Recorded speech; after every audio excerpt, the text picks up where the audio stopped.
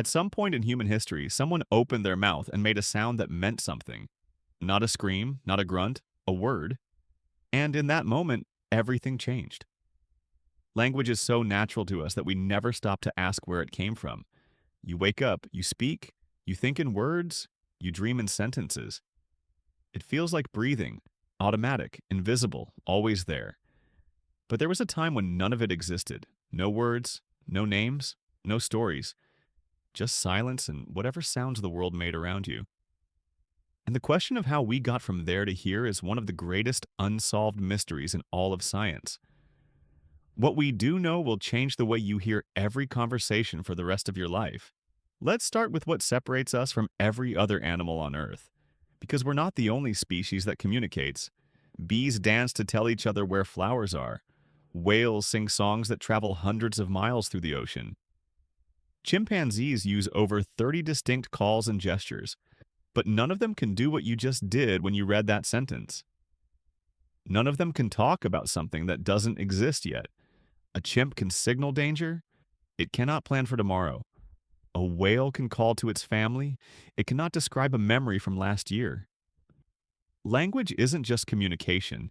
It's the ability to build entire worlds inside someone else's mind using nothing but sound. And we are, as far as we know, the only creature on Earth that can do it. So, when did it start?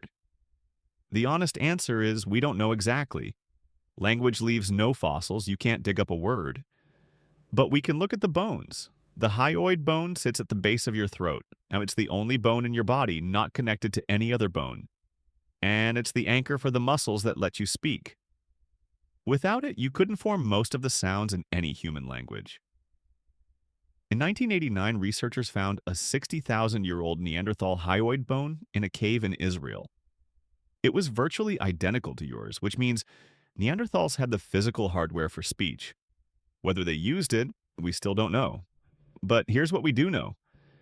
Around 70,000 years ago, something happened. Anthropologists call it the Great Leap Forward. Suddenly, the archaeological record explodes. Cave paintings appear, jewelry appears, burial rituals appear. Humans start creating things that have no survival purpose whatsoever. Art, decoration, symbol. Things that only make sense if the people making them could talk to each other about what they meant. The leading theory today is that language didn't arrive all at once. It evolved in stages over hundreds of thousands of years, and it probably started with gestures. Watch a baby before it can talk. It points, it reaches, it mimics faces. Before a single word comes out, it's already communicating.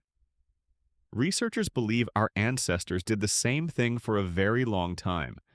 A mix of gesture, facial expression, and simple sounds, gradually becoming more complex as the brain grew to support it.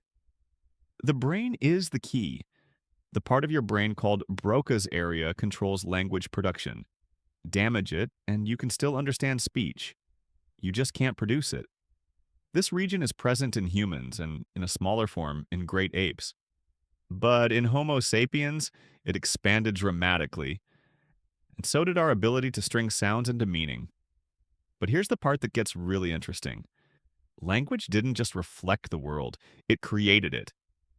Think about the word tomorrow. Simple word. But to use it, you need to understand that time moves forward, that the future is separate from the present, and that you can make plans for something that hasn't happened yet. No other animal on Earth can do that. Or think about the word fair. The moment your ancestors could say, that's not fair, they could argue about justice. They could negotiate rules. They could build the foundation of what would eventually become law, government, society. Language didn't just help humans survive, it let them imagine systems that had never existed and then build them together. Evolutionary biologist Mark Pagel calls language a piece of social technology, the most powerful tool our species ever invented. More powerful than fire, more powerful than the wheel. Because language is what let us use everything else at scale. Around 50,000 years ago, a small group of humans left Africa. They crossed into the Middle East, then Asia, then Europe. Everywhere they went, they displaced other hominids.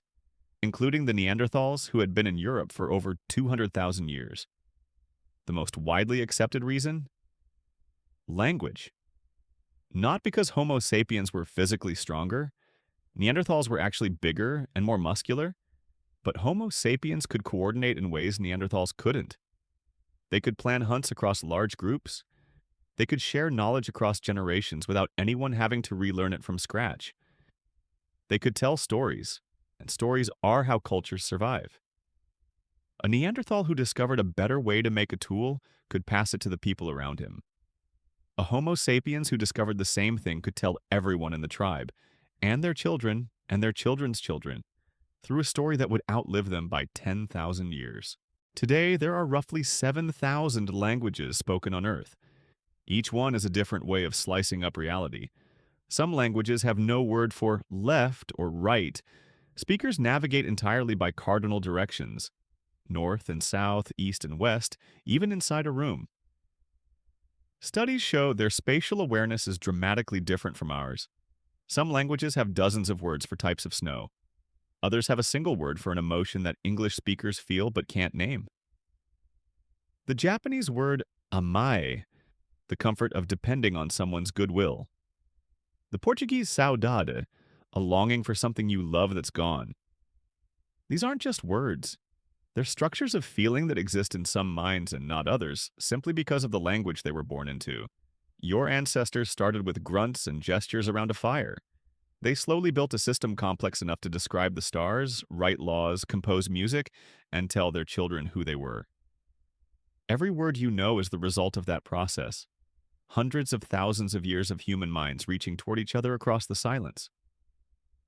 And every time you speak, every time you tell someone how you feel or what you think or what you need, you're doing something that no other creature in the known universe can do. You're building a world inside someone else's mind, with nothing but sound.